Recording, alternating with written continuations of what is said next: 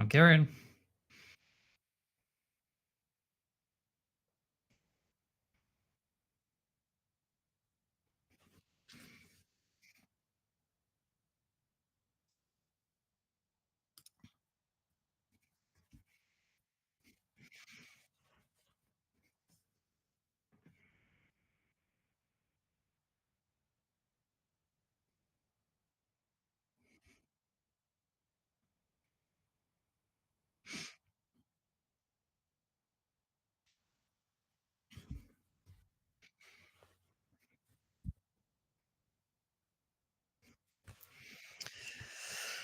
Yeah, so champions from last year. They've played 2 games so far.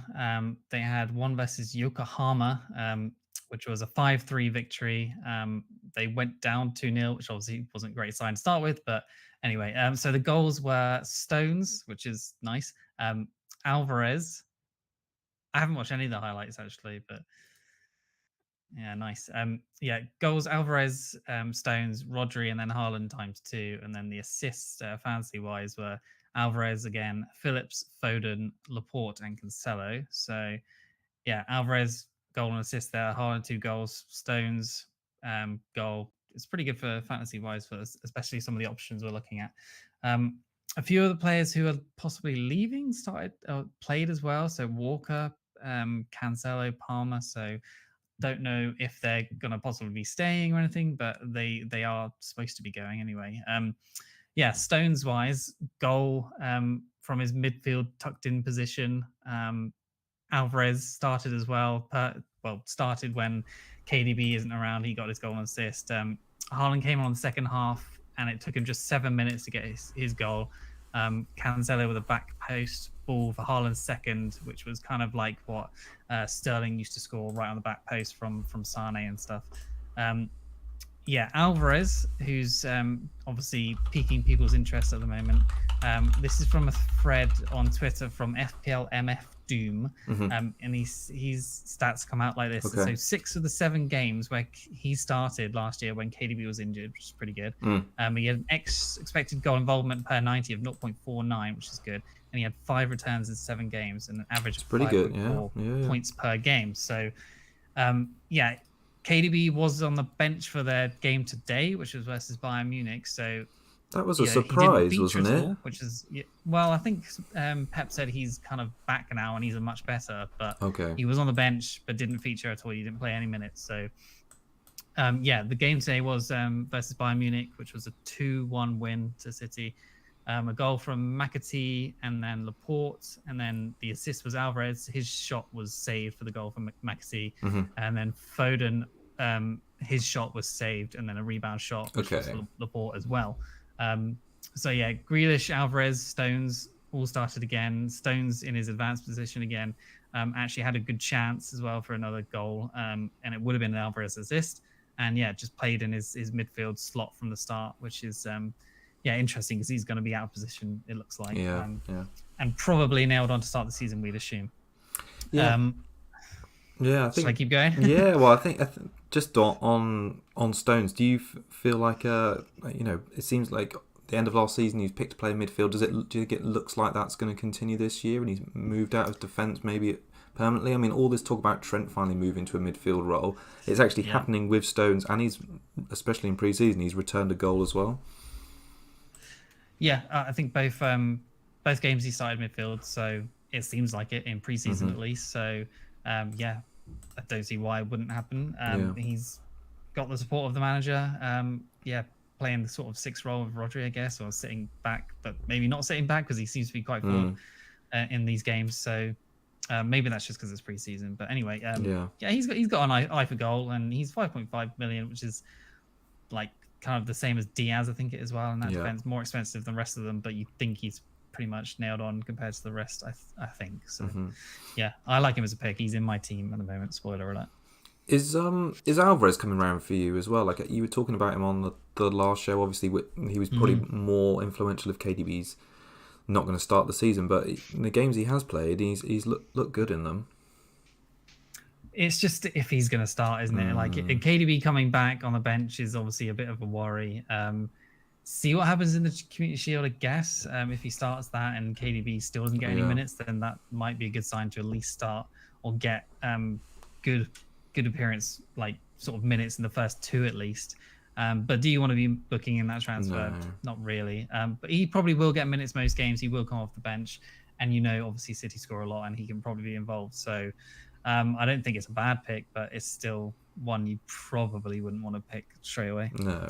I'm not. How do you based on their preseason games? How do you see City lining up to start the season? Do you think it's going to be Grealish plus one other wide player flanking Haaland? I know it looked like Pep was changing. I mean, he always changes his shape, but it looked like he's changed it a little bit in pre-season back to 3-4-3. You mentioned Cancelo's come back in. There's a few question marks whether he's staying, Walker's staying, even Bernardo earlier.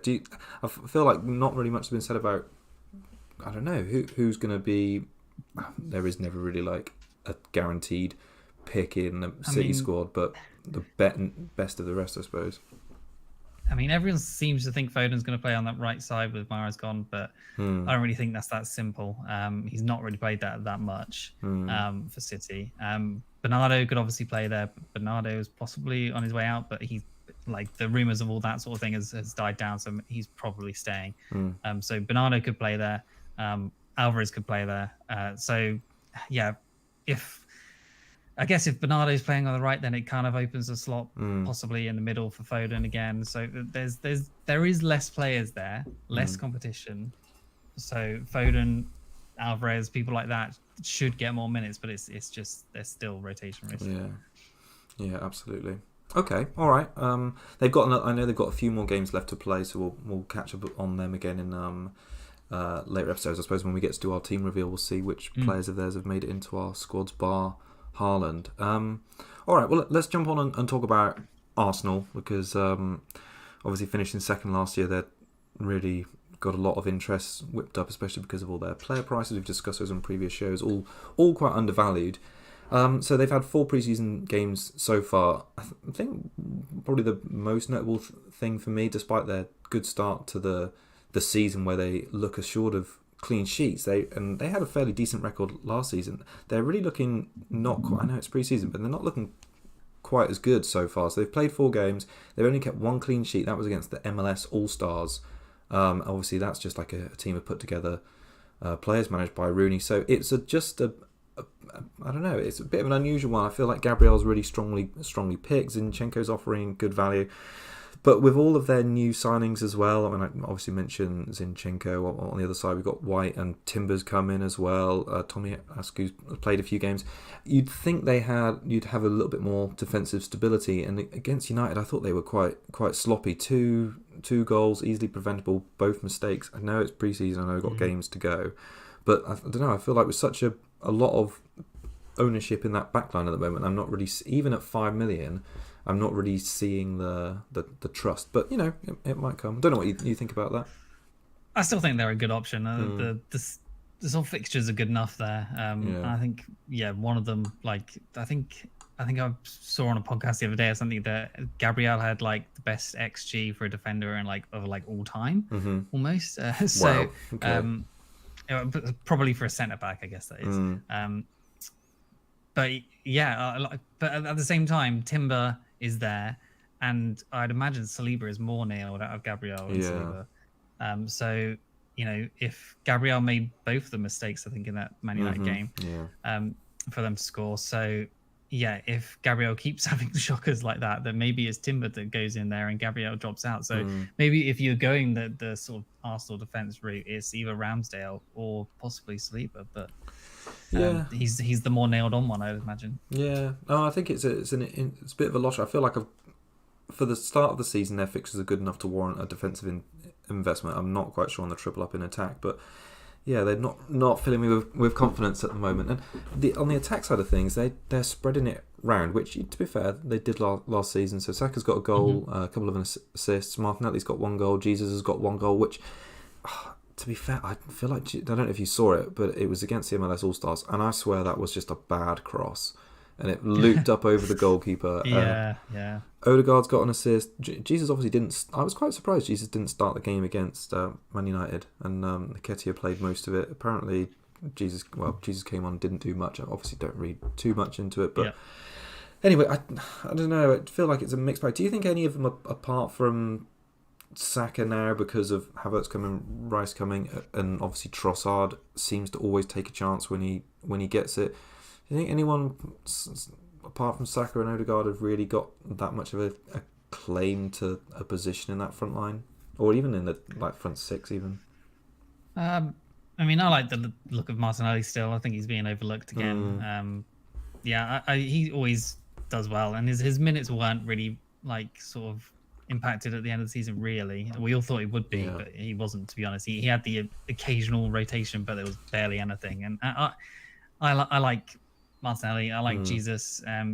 Jesus is someone I'm considering to possibly not go and maybe go the defense route, just in favor of someone like Nkunku. But I like their attack. Their fixtures are good enough for it. So Saka is absolutely nailed on. Yeah, that's for absolutely. Sure. I think Martinelli will be as well in mine. And then it's just Jesus or defense.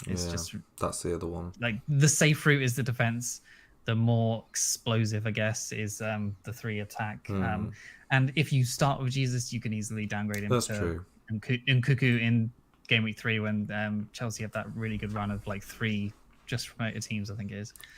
Yeah. So, yeah. No, I kind of agree with your thinking on Jesus, really. He's a good placeholder to have to switch to Nkunku if it's not working out. But then obviously missing out on that Arsenal defence. But yeah, I'm really keen on Martinelli. He did look really good against United. Heaton did produce 2 good saves to keep him ready, and I think that was the case last season. I think of him and Saka and Jesus, I'd almost say he's the most selfish. So yeah, I agree. He's under the radar. He's in my team still as well. All right, shall we jump on and talk about the team they played? Manchester United?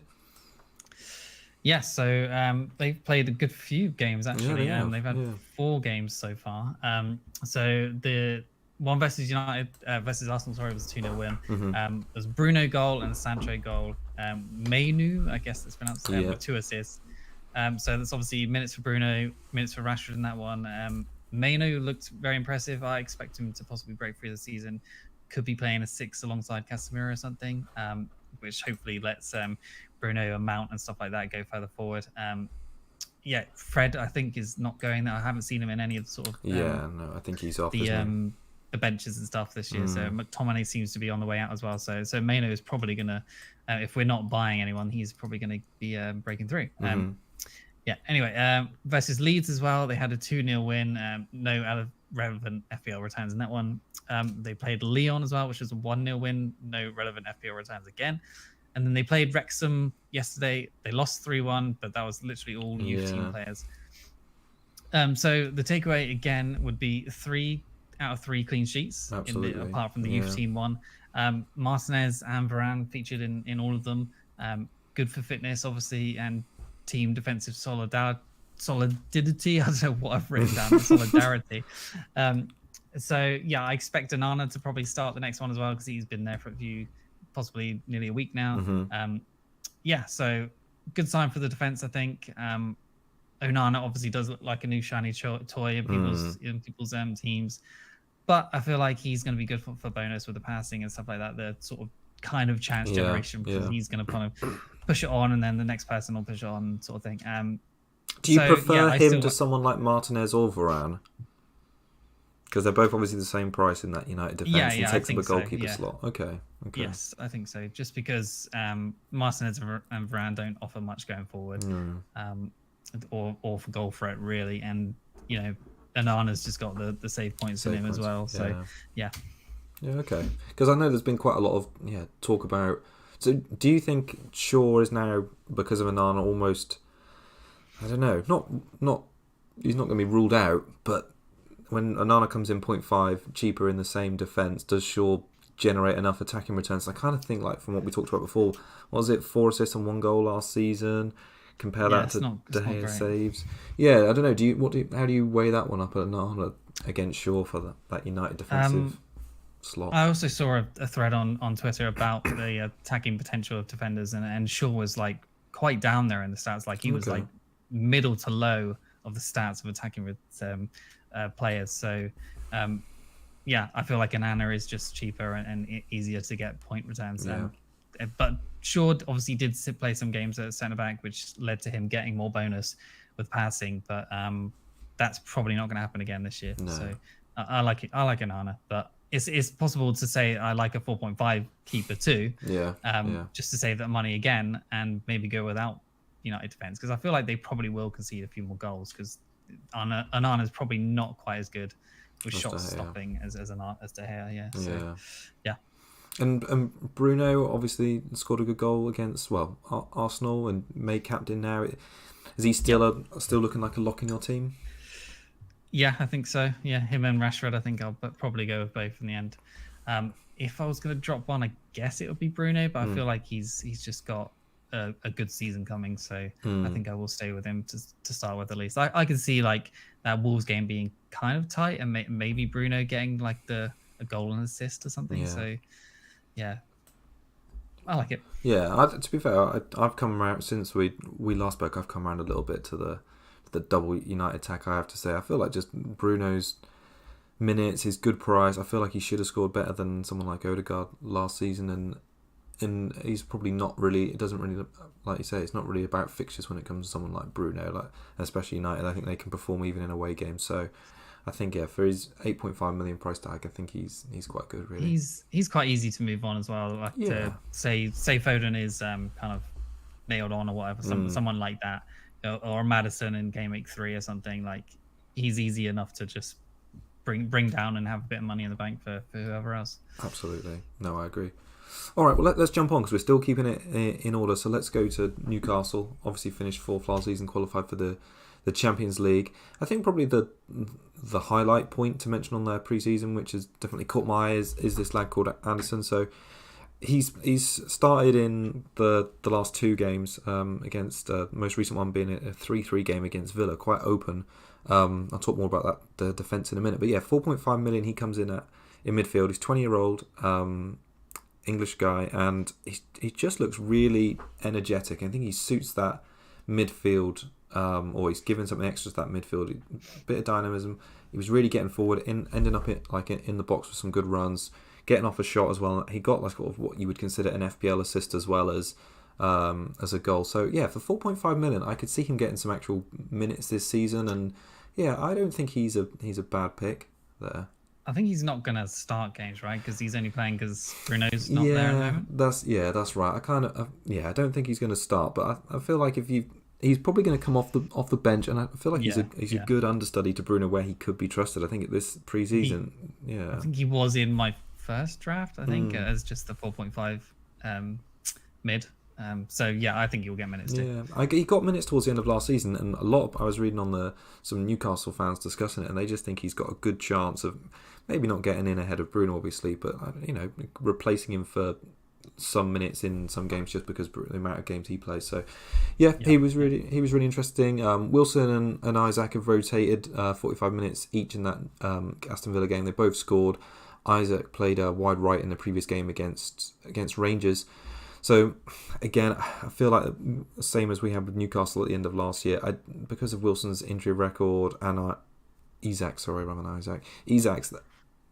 there, and they've got options when it comes to the striking position. So, I feel like it's hard to I mean, Wilson at 8 million, his points per game last season were great, and he ended the season really well. But I think when you've got other options at that price point or cheaper who look more nailed on and aren't going to potentially share in a role, it's hard to invest in him or the other, really. So anyway, they've been performing well in pre-season. The one thing to mention, like the back, so they've actually switched it in the Villa game. They started playing with 3 at the back and tried 4 in midfield. Trippier basically played a right centre back in the first half, so that sort of diminishes his impact a little bit if they play that in preseason. It means he's more tucked in, he's less wide, so he may fare better for sort of key passes and pass completion during the games, but I think it probably stunts his in play attacking options, really. And as well as that, I feel like this is probably a product of how changing things, but they haven't had any clean sheets in their 3 preseason games.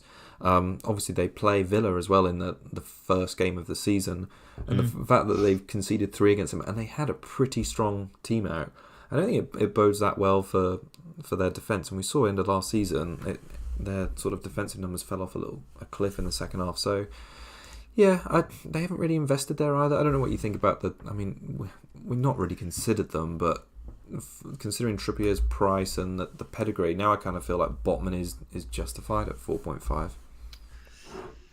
Yeah, I saw another thread on Twitter about which I mentioned, the defenders from FPL Fraser it was. Go check it out because it's a really good thread. Okay. It was talking about and Trippier was basically on basically all of the metrics for expected goal involvement and all that sort of stuff. Like he was elite and like way up there with like Trent was even below him. All the sort of graphs and metrics he showed. Okay. Trippier was like top on basically all of them. Which is like, and if they're going to start playing a back three, that's a real shame because he could definitely be an option further in the season once their fixtures have been have sort of swung a bit. So I was certainly looking at it to get him in at some point. But if they are going to do that back three and he's going to play right centre back, then that's not so great. No. You don't want to right centre back for 6.5 million really. Obviously he's still got his set pieces and stuff, but so I guess just keep an eye on that and see how they start at the start of the season and see if he's still worth bringing in when they swing. No, absolutely agree. Well, I haven't got much more to say on Newcastle really because of their fixtures and their pre-season form. I'm not really personally thinking of investing too much of them to start the season, but it's just good to keep an eye on what they do for when their fixtures turn. Mm-hmm. Should we talk about Brighton a little bit? Yep. So they've had, I think it is 2 games so far. Yeah, so they played versus Chelsea in a 4-3 lost.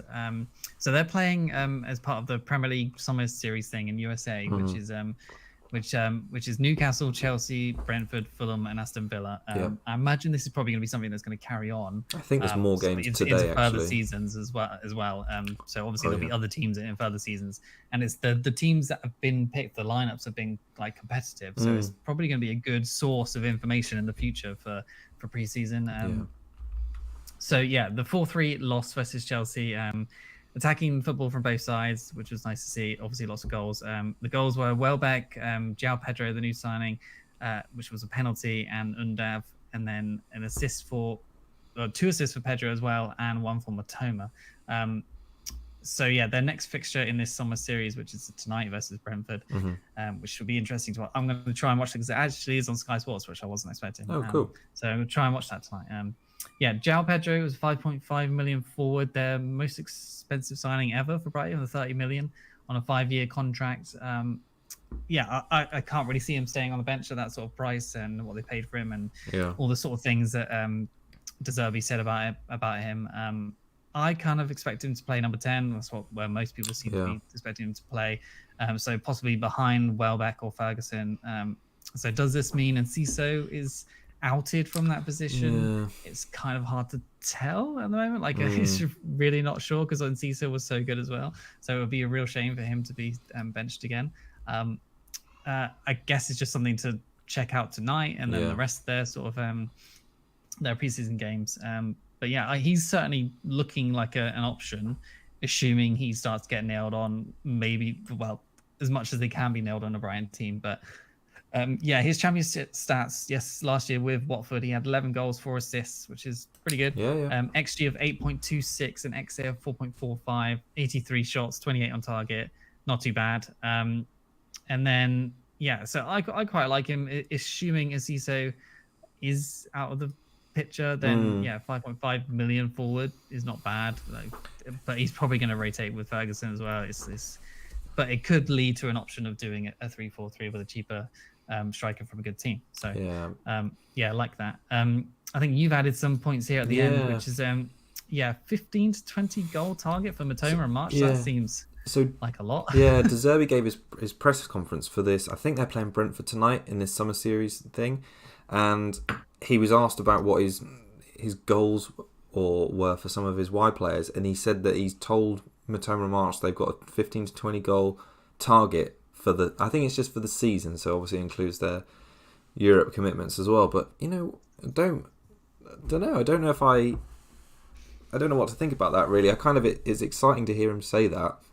I don't know if it really changes my opinion about March as a player or Matoma as a player, because I kind of feel like those players have got to perform anyway. And Matoma did get an assist in that Chelsea game, and he looked lively from what I heard. And obviously, March didn't return. So, you can only take pre-season into account for this. But it's nice to hear that they've been given a target, because it makes me think that he wants them to play in, or wants those two players in particular to be more selfish and take more shots on, which is exactly what we want to hear. We don't think of March as a goal scorer, and we don't really think of Matoma as a goal scorer, but he wants them to be. So yeah, it's positive. It's positive to hear. I like it.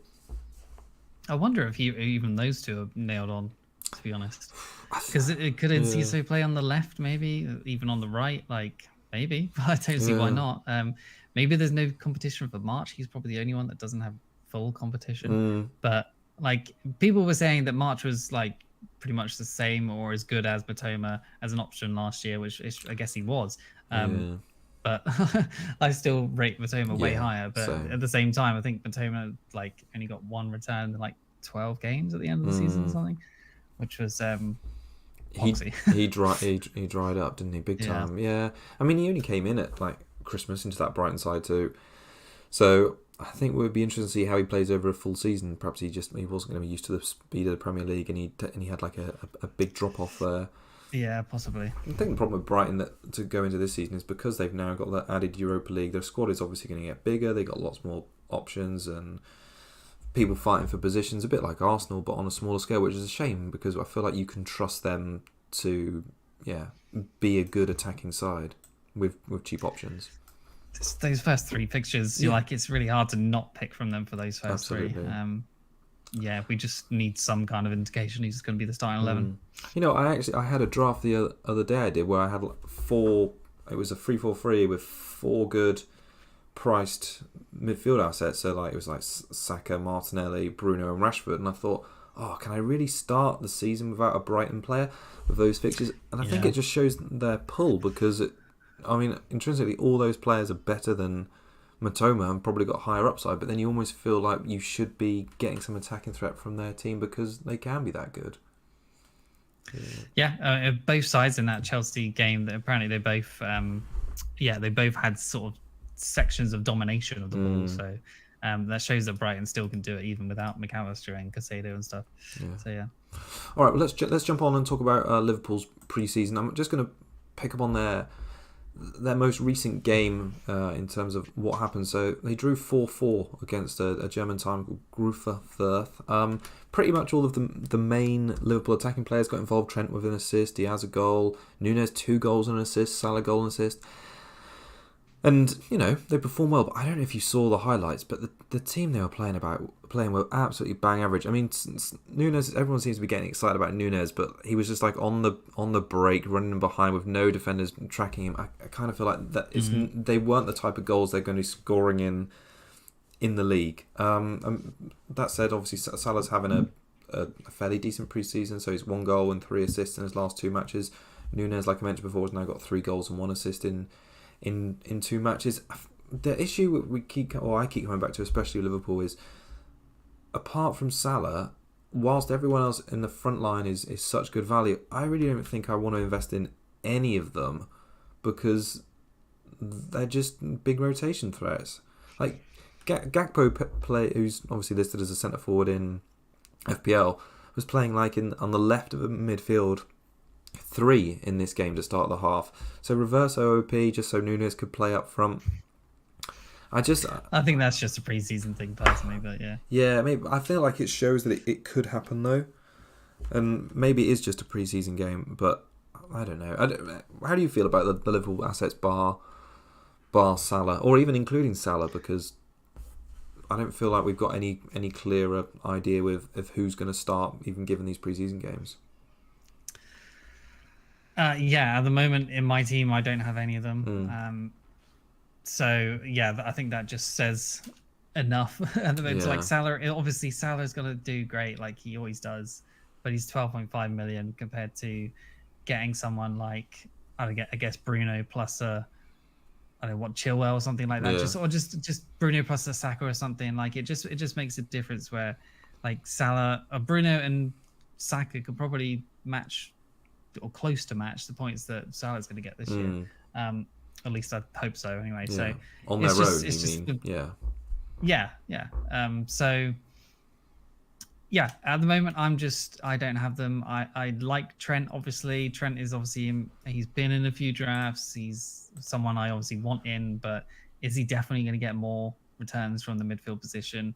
Like he seems to be sort of the deep lying playmaker rather than someone who's bursting into the box so far.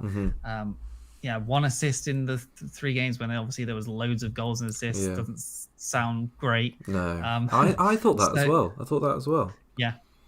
So for me, it's just an avoid at the moment, and I think I could just downgrade a 5th midfielder if I'm going for a 3-5-2 to someone cheap, and then get Trent in for a swing if I need to. So it's not like he's out of the picture forever, but Salah probably is. I'm basing all this on I hope Bournemouth play like the game of their lives in game week 2. I think a lot of the thinking is let's just get through that Bournemouth game and Liverpool haven't cursed us or crushed us, so we can reevaluate and maybe bring them in when their fixtures turn a little bit, which I think is like game week 5 or so. But it's that game week 2 game against Bournemouth everyone's a bit worried about. But if we can make it through that, I think we'll be all right. Well, our friend Pat in the chat, who's obviously a Liverpool fan, thinks the front 3 will be Salah, Joshua, and Diaz. And I don't know. I feel like Gakpo's not getting benched anytime soon, and I don't think Nunes is going to bench off the form of the season. So I feel like Nunes is going to start personally. I think that's probably I think that's probably their best front 3 in terms of players, but I'm not sure if it. I just feel like this is the second season of Nunes, and Nunes is probably going to do well this year. So. I mean, that goal he scored in one of the matches where he just kind of goes through absolutely shot but passes to Salah, and that's just like a really strange Nunes sort of play, but which doesn't fill you with confidence. No, absolutely not. But I feel like he's going to do better, and probably the first game against Chelsea, he'll probably get a brace, and everyone will be clamoring for him. Yeah, well, that's the thing. I think there's a lot of, I read a lot of Chelsea fans worrying that the season starts in 19 days. They've got Liverpool at home, and they're still worried they need more signings. But to be honest, I feel like that games are, like on paper at least, a lot closer match than those fans are giving themselves credit for. Really. If they're starting back 4 with like Kepa, and then assuming Silva is still playing, Silva with Colwill and Chilwell and James, assuming James is fit, then that's a good back 4. Team. Yeah, it's just like I wouldn't be too worried about that, but the opening games of the season do seem to have goals in them, I guess. But so I guess we'll see. I just thought at least from. Oh, sorry, you go. I was just going to say, do you want to? Well, on Trent, because we haven't really discussed him. He's obviously playing this 6 role in pre-season. While it seems like Fabinho was on his way out, and now he may be staying. So I feel like he's just been playing there on pre-season to cover that, unless they get someone. You mentioned he's been in and out of the draft. He's actually come out of mine since we last did the show, just because I don't see the value of 8 million across the start to the season. I don't know what of your thoughts. I just feel like surely that someone that's cheaper is gonna, or there's 2 players in a defensive line who can sort of match or better Trent's, at least his start to the season anyway. Yeah, like we've said as well, that like we just don't see clean sheets, especially the first one. Even Bournemouth at home, okay, probably a clean sheet there. But then Newcastle away, Villa at home, Wolves away, West Ham home. Then you've got Spurs and Brighton as well after that. So both away. Yeah, just can't see many clean sheets. Like he will get returns and he will get the odd clean sheet, but I just don't think it's enough value at 8 million to justify it at the moment. So he's out for me for now. But he's not out forever. So I will bring him in at some point, I imagine, with a midfield downgrade. So yeah, absolutely. And like Harry Dawson in the chat says, Liverpool defence not looking great. I didn't mention that actually, but no, it's not. Yeah, I mean they conceded 4 goals in that game. Admittedly, they were all in the second half when they changed their team around, and Liverpool fans were panning them. I mean, they started with pretty much first choice in the first half, and obviously didn't concede any. But yeah, their defence, other than that, in this pre-season hasn't been that solid. So yeah, we'll just have to see how they go before now and the start of the season. Yep. Cool. Who have we got next to chit chat about? We got Brentford, but Okay. not too much to talk about because sure. not too much been going on with them for that. But yeah, they've played versus Fulham, which is 3-2 loss, which is also in that Premier League Summer Series thing.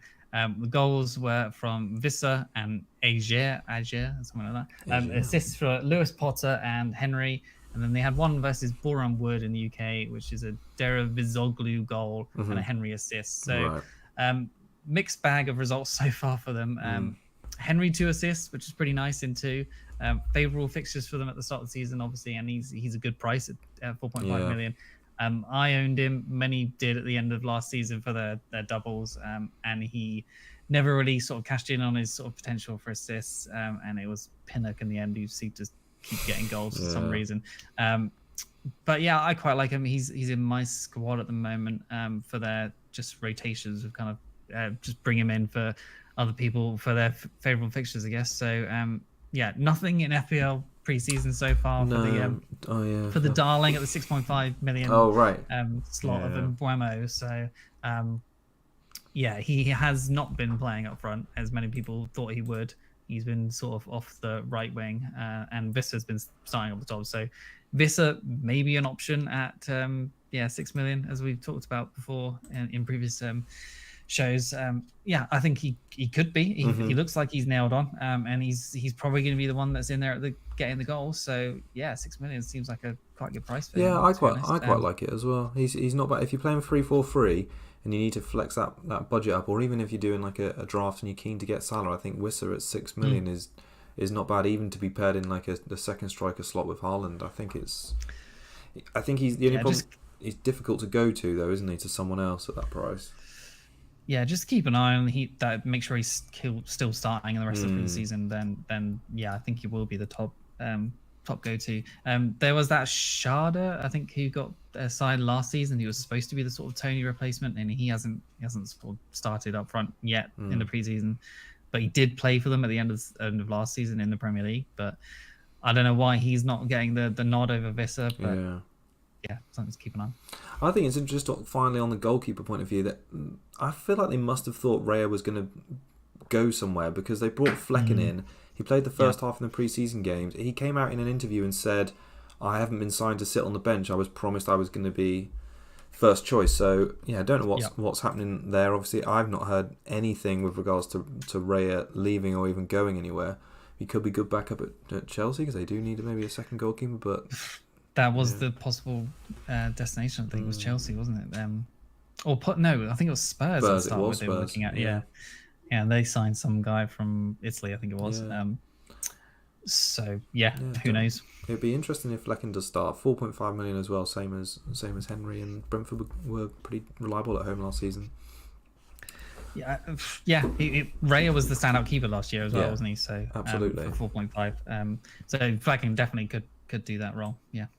All right, let's jump on to Villa. Again, similar to Brentford, I haven't got a whole heap to say about them, because I sort of covered them a little bit in that Newcastle game. But a different approach to last season on the defensive line. I guess that's how Emery wants to play. He's brought it up. A couple of their goals they conceded in that Newcastle game were comical, really. They were caught high line or given the ball away just outside their penalty box, and Newcastle capitalised. So obviously they're going to be learning from that. And they had such a strong finish to the season under Emery. They've strengthened fairly well. I like Pau Torres. I like the Diaby signing. I feel like that's sort of a good solid acquisitions for the defence and the attacking side of things.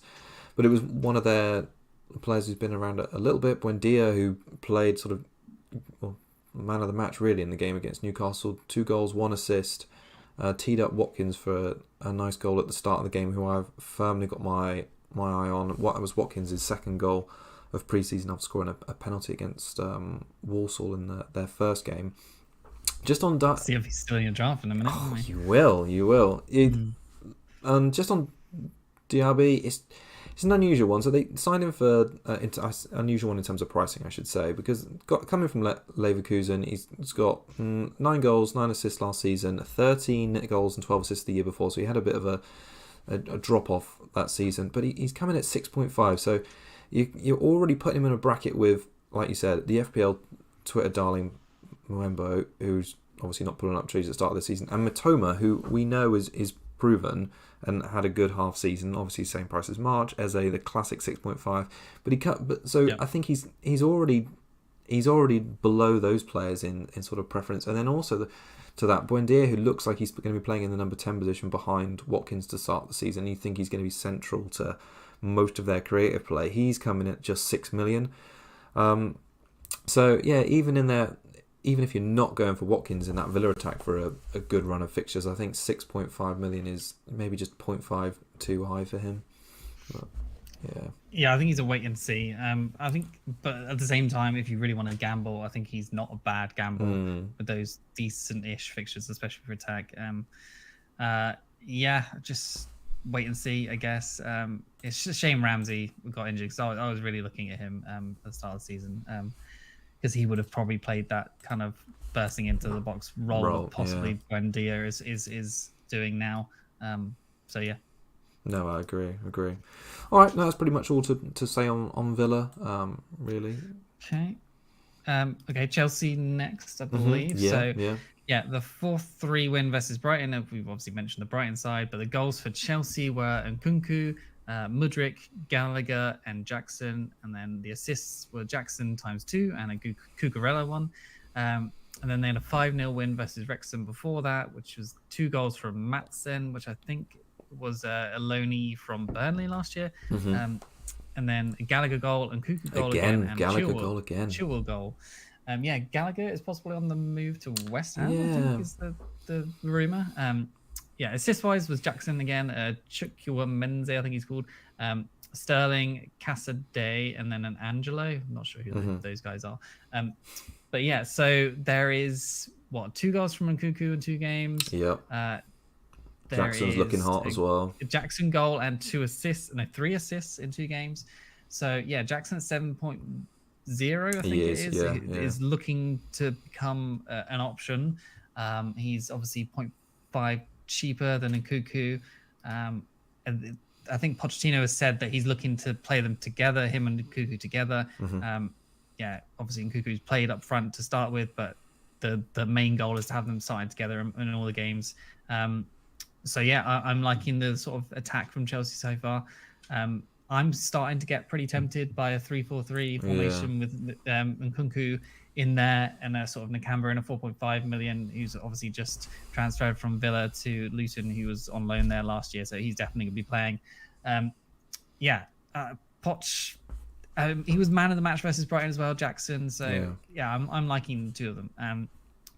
I think either of them could be options to us. Jackson could be the one that's getting the goals, to be honest. When everyone goes for Nkunku just for penalties and stuff, Jackson could be the one that ends up with the points.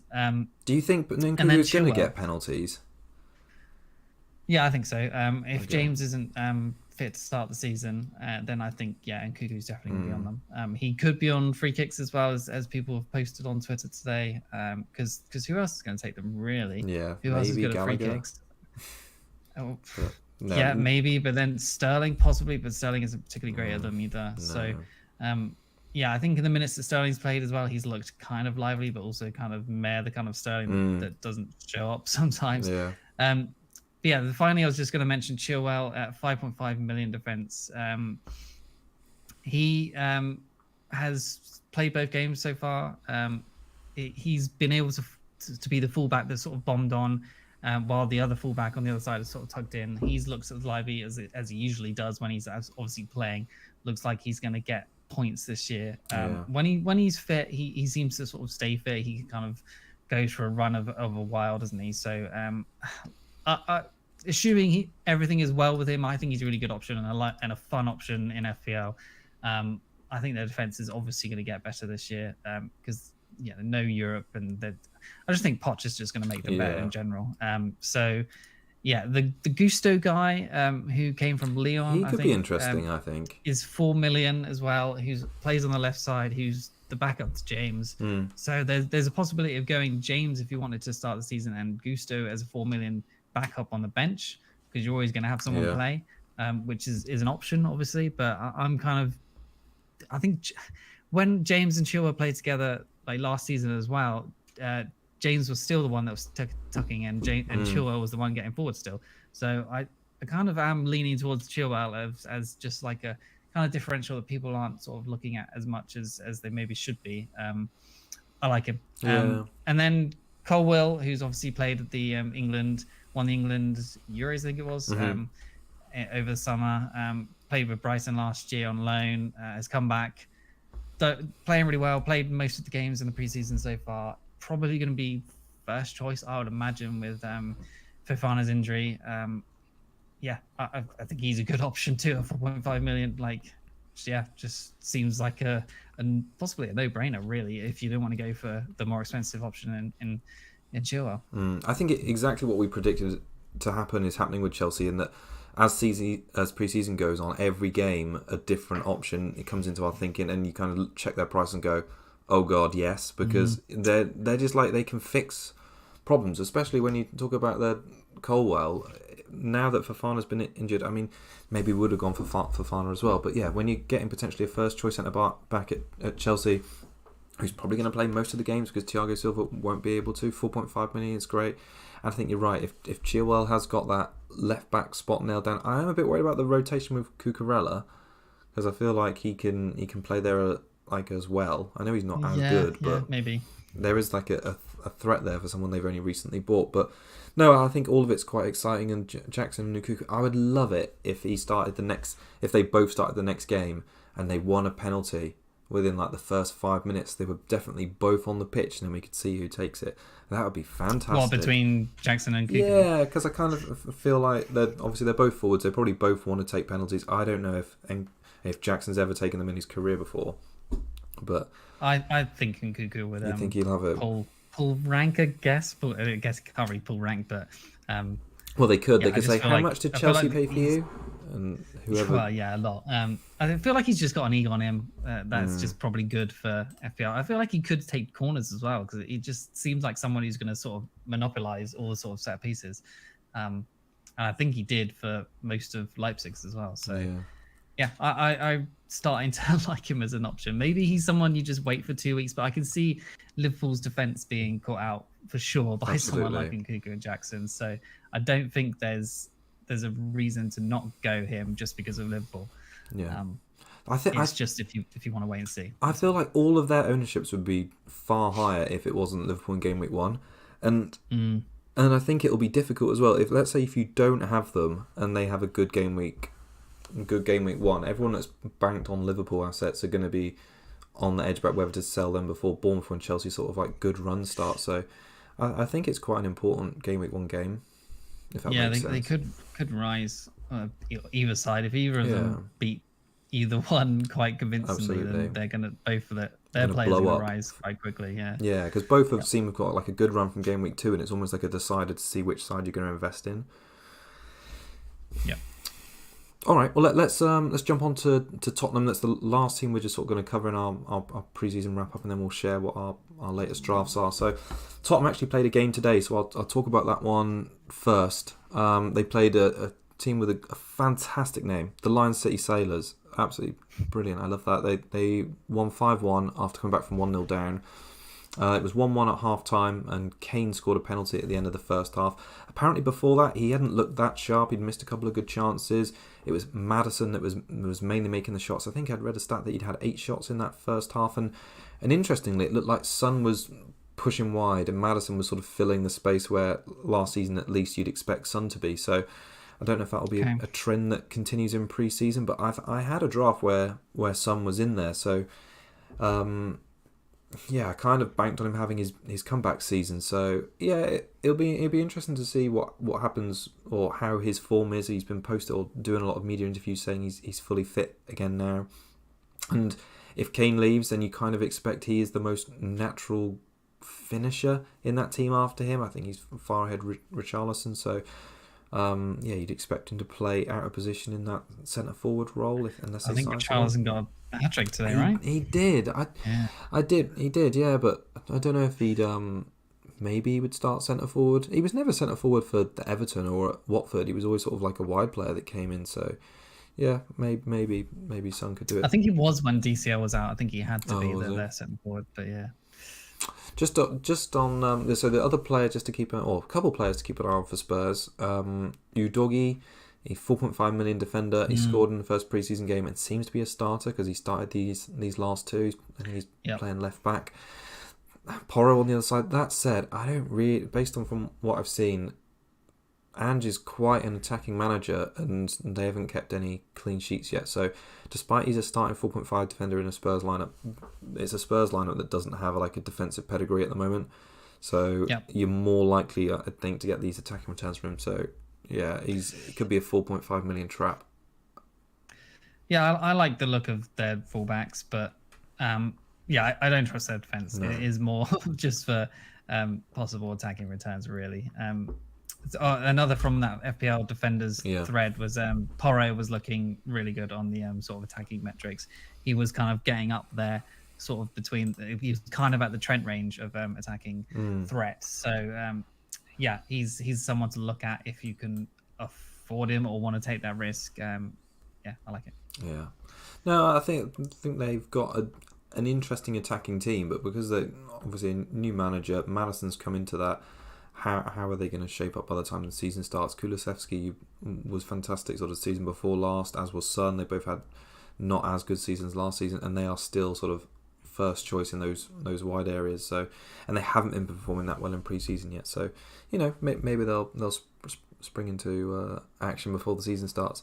The only other one just to mention, such a left field pick, but the person that's been impressing loads of Spurs fans in pre-season is Lo Celso. So he's never been a good FPL pick, but they changed 11 at half-time. He came on, got a goal and assist, and I think he'd got a return an FPL return in the game before that. He was at Villarreal last season. He only scored 3 goals in 38 games, so I don't know if that was position. But there's talk that he could be their number 8 or their backup number 8, and at the start of the summer, there was talk of him leaving as well, going to a team like Villa. So he's only 5 million in FPL. He's looked sharp in pre-season, so he just might be one to keep an eye on. But a 5 million midfield is a bit of a funny price point. So yeah, we'll just see. All right, well let's bring up our team, shall we? Do you want to talk about yours first? And rocking the 3-5-2. Do you want to run through who you've got in there and just? I mean, we covered this lot in detail a little bit on last week's show, but it's changed since then. There's new players. Yeah, so 3-5-2 as you said. I've got Nana in goal. Back three of Chilwell, Stones, and Estepinian. The midfield 5 of Martinelli, Saka, Rashford, Bruno, and Enciso at the moment, who's obviously a question mark. And then Jesus up top, which is the triple Arsenal attack at the moment, and then Haaland, of course. Then the bench is Areola, who's maybe going to be first choice, who knows at this point. Mubama is a 4.5 striker for West Ham, who has been getting minutes and scoring in pre-season. He's just there as just someone I feel like people are overlooking and shouldn't drop in price or anything like that. I think he will get minutes this year, actually. Possibly coming off the bench. He's just there for now. And then Henry, as I've talked about before, showing a bit of good pre-season form, got decent enough fixtures after Spurs, obviously Fulham, Palace, Bournemouth, that sort of thing, which is good. So you can play him in those. And then Kabore, who's a no signing for Luton, who apparently should be going straight in the team, attacking fullback, I think, as far as I know. He's 4 million as well, so he's gone in too. The only question marks for me at the moment is Enciso, and if I sort of drop him down or try and get him up to Matoma or something like that, maybe drop down Jesus to someone like Nkunku, and then get Gabriel in or something like that. So it's just the 4-3-4-3, the 5-3-5-2 sort of formation. That's just trying to figure out who to pick out of those. Yeah, so a bit like what we've discussed then. Like you have gone off having, let's say, a more reliable Brighton attacker in this latest draft, just in favour of having, let's say, Jesus over a cheaper striker, I guess. Yeah, it's also in favour to get Stones in there because I feel like there's definitely going to be clean sheets for City. So I feel like I just want that because most people I feel like are just going to try and avoid City defence. Just because, especially FPL Twitter people, but I just want to try and go there for just getting that sort of differential points in. And then Chilwell, I feel like is getting overlooked, as I said, who is what's it, 6.8% owned. That's it. It's not a lot. And then it's Ciso in there at 5.5 million, which is like, it would be nice to see someone sort of emerge in that price point in the preseason.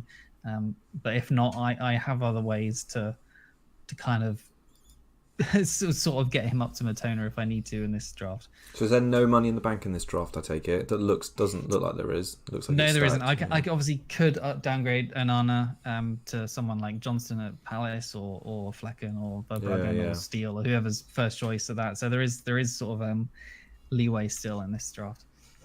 Yeah, no, I like it. I think it's strong. I feel like like you say, I agree. The only like question mark for I feel like you've optimized like each possession. The Kabore player. The only player I'm obviously not confident about is Areola, but if Onana's going to start most of those games, and like you say, in Ciso, but I think it's and I do really want Nkunku. That he's making me jealous. I want him, but it's just if I just wait for him, that's all. Yeah, I feel so. I suppose Stones is in there just because you want some City cover, or just because you quite like him over, let's say, Ake or Akanji, I guess, because he's got that a little bit of attacking threat as well. Yeah, the attacking threat, and he seems to be nailed on at the moment. So yeah, I just like Stones as well. The Chilwell and Stones seem to be nice sort of differential slots at the moment in the defense. I feel like it's quite an interesting draft compared to your last one, because I think like your defense has just been totally ripped up and restarted, because I think you had Shaw, Gabriel and Trent and maybe a 4.5 million goalkeeper in there, but I can't remember who it was.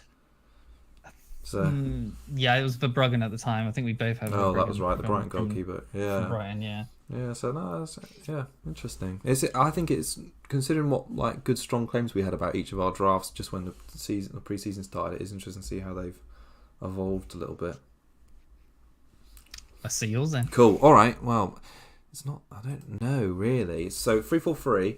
I think it's got some money in the bank. Maybe 0.5. So. Similar, so I'll start back to front. I got Onana in goal, and I've just got 4 million. It's the Crystal Palace backup in goal. So I'm still sticking faith with Arsenal defence in hoping they turn it around. So Gabriel's still remains. Stones is in there, a bit like you in Estupiñán. Midfield, slightly different. Bruno's in there with Mitoma, Saka, and Rashford. And then from attacking point of view, I've gone heavy in attack, so I've got the money in there to downgrade to Nkunku if I'm not happy with Jesus. So that I've got obviously Jesus, Watkins, and Haaland up front. I'll just go through the bench as well. Bench is Colwell, Bayer, and the 4.5 million marvellous Nakamba on there. So yeah, that looks quite good. Yeah, because you got Colwell on the bench for just rotating in when you need. Yeah, I haven't fully backed into this sort of Chilwell yet, but I do quite like him. I feel like what this 3-4-3 gives me is it's a bit, I don't know, I feel like with 3-5-2, as much as I love the premium mids this year, I feel like if I want to make a quick move to someone like Nkunku from a midfielder and downgrade it, unless I'm pre-planning it 2 weeks in advance, that's like a -4 every week to switch between 3-5-2 and 3-4-3, and if I can just get some solid price points, I feel like there's 3 price points in midfield here with Bruno, Saka and Rashford, and then 2 good ones in the forward line with Jesus and Watkins. And I still like Watkins. I still like Watkins a lot. So yeah, I think Diaby's going to help him for sure. His creativity. So I don't know. That looks well balanced. Honestly, that doesn't look like there's much that you are missing. To be honest, what are you missing? Do you feel like maybe if I had like Martinelli and Nkunku, I would probably say, but I don't want to start talking about the percentages because we like in the ownership, because you want to have a lower percentage player to give you a better chance but gaining rank, but people are overlooking Martinelli, and it's stupid because now I'm overlooking him. I suppose I could get him instead of Bruno and then Nkunku, but I feel like the players that I've picked in the team, I'd say apart from Stones, are all pretty nailed on, which is quite a big thing for me. Do you not think Stones is nailed on? I think he is. Maybe, but you never know with a City player that isn't Haaland. Yeah, I mean, you've got backup there as well, because he's mostly going to... Well, Yeah, he's would he come on if he doesn't start? I don't know, I actually. don't know. I'd have to Maybe look not. back at his numbers. Yeah, so you would get Colwell off the bench, assuming Hmm. he's nailed on, which we think he is. Just look at their next games. And then Bayer, I think he misses game week 2, doesn't he, Yeah. along with the Luton, so shouldn't be an issue. But No. I think mostly in benches, most of the year, especially at the start of the season when teams are mostly Full sort strength. of Yeah. full strength and they keep the same lineup for at least the first 4 to 6 weeks, it seems like, until the first international break, or sort of Champions League and stuff like that. Yeah, I feel like we should have. You shouldn't need your second or third benches, is what I'm trying to say. Yeah, no, you're right. I think so, and I think what this definitely gives you more than the 3-5-2 at the moment is, well, you say about the West Ham lad who I've forgotten the name of, maybe being that getting some minutes as a 4.5 player. Yeah.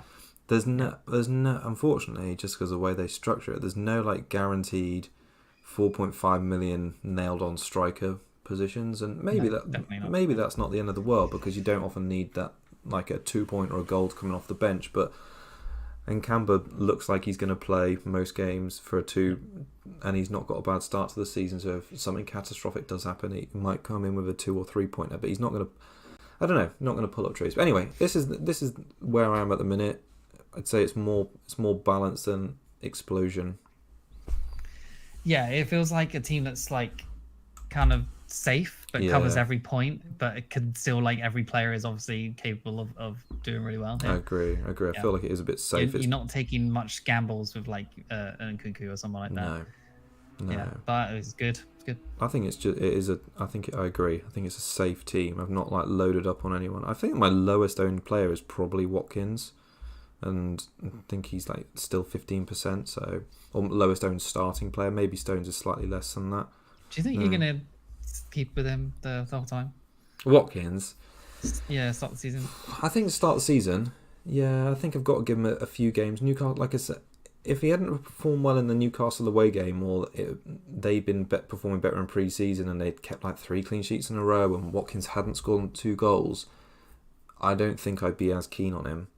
I'll be honest, but he's central to that Villa side. They're definitely going to be like a top 8, maybe top 6 side this season. He's going to play pretty much all the minutes. Yeah. Did they get Europe at all? I don't remember. think they did. Maybe someone in the chat will correct us. So, yeah, I don't know. I agree. It's safe, but I think it's got positions to move around a bit. No, I like it. I'm sort of jealous, but I feel like I would get just like I would want like 1 or 2 spots that are just a bit spicy. You know? Yeah, I know. That's how you like to play with the spice. You like to play with the spice that way. Of course. But I'll probably rue it because Chilwell will probably get injured game week 1, and then someone like I don't know, like in Cecil be out the team for like 5 weeks or something. Yeah. I think another oh no, ignore what I was going to say. I was going to come back on a defensive point, but I think just on Chilwell, I think you're right. I think he has the upside to be really good, but until I've maybe seen that, maybe he's better than Stones. I don't know. Just for my draft specifically. Possibly. I just I quite like that of all the 4.5 million defenders who we've got, Botman and Henry, I think it's nice that we've potentially got an option at a team like Chelsea, and I feel like that seems like too much of a miss. If you went Chilwell instead of Stones, you'd have double defence from Chelsea, and that seems a bit too much. Yeah, no, I agree. Cool. All right. Cool. I don't think there's too much more to add on today's show, is there? Really? No, I think we've covered a fair amount today. Yeah, been good. All right. Well, thanks everyone for tuning in. We'll be back. We'll post up on social media when we're next going to go live. It'll either be next week or the week after ahead of the new season with some more pre-season roundup and our latest drafts. Cool. All right. Until then.